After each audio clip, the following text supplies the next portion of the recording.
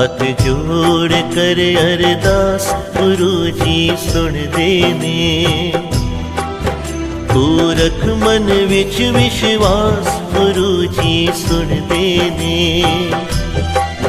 तू रख मन विच विश्वास गुरु जी सुन देने। हथ जोड़ कर अरदास गुरु जी सुन देने।